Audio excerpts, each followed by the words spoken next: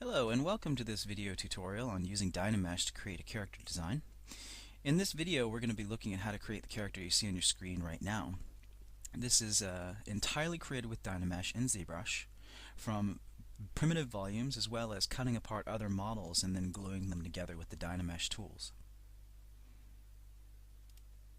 Here you can see a grayscale BPR render of the same character. So the body is created entirely from Dynamesh Volumes. And then these stinger pieces coming off the back are all created from a Z-sphere chain using local meshes and connector meshes to create these segmented parts coming down the length of the stinger tails. And here we can see the Z tool of the character, which I've also made available for you.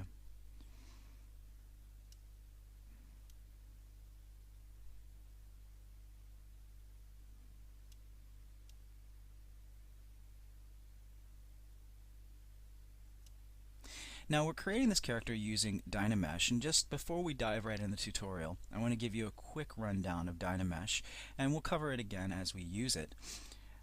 I just wanted to go ahead and give you a preliminary look now. I'm going to go to the light box and the tool menu, and I'm going to grab a basic polysphere.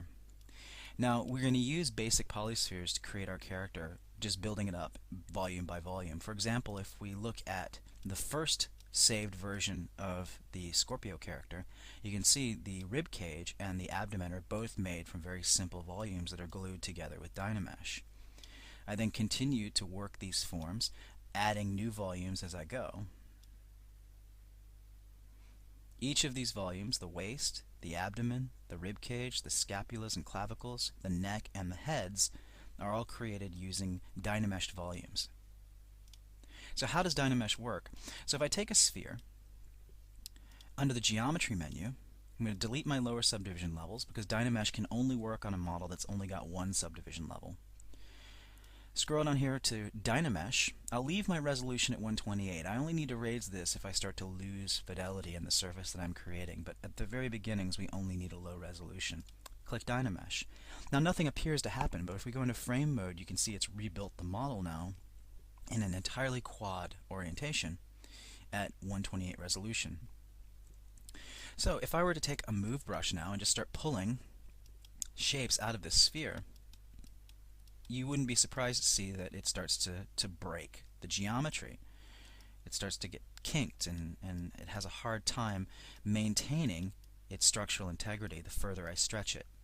Now Dynamesh allows us to do this. If I control, click, and drag, that will execute Dynamesh and it will rebuild that model. You see it got rid of all those kinks in the mesh and rebuilt it in a nice clean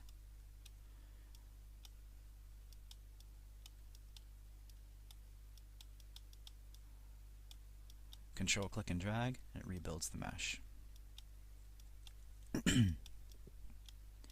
Now Dynamesh also allows me to add new parts. So for example, if I want to duplicate what I've got here, if I press W for move, click and drag to draw a transpose line.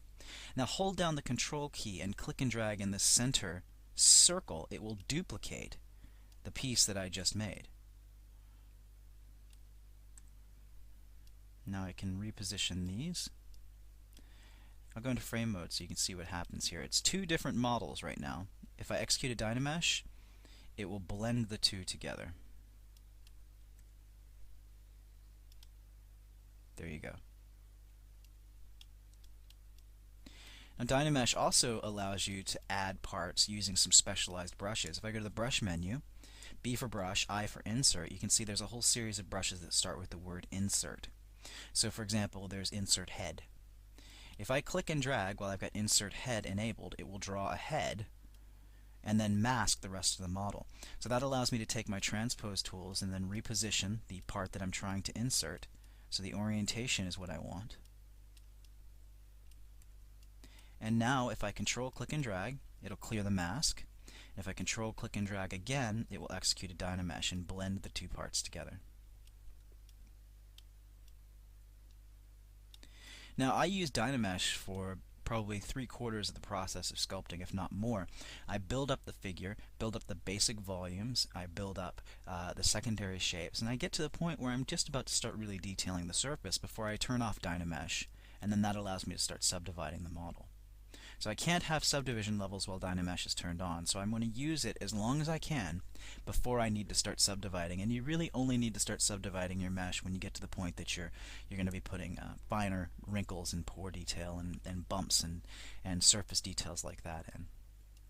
So that's a very nutshell kind of description of Dynamesh. We'll talk about it further once we get in the tutorial itself. I just wanted to give you a preliminary look at how the tools work. So let's go ahead and get started now. We're going to be creating this character. I call him the Scorpio. There we go. This is quite a lot of fun to put together, and I hope you enjoy watching as much as I enjoyed making this. So I'll see you in the next video. Thanks for watching.